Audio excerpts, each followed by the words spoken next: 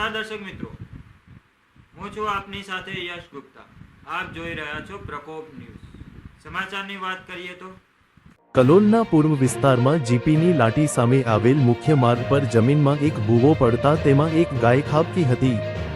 ગાયને કલોલ શહેર કોંગ્રેસ સમિતિના પ્રમુખ લાલસિંહ ઝાલા દ્વારા બોલવી જેસીબી મશીન મદદથી બહાર કાઢવામાં આવી।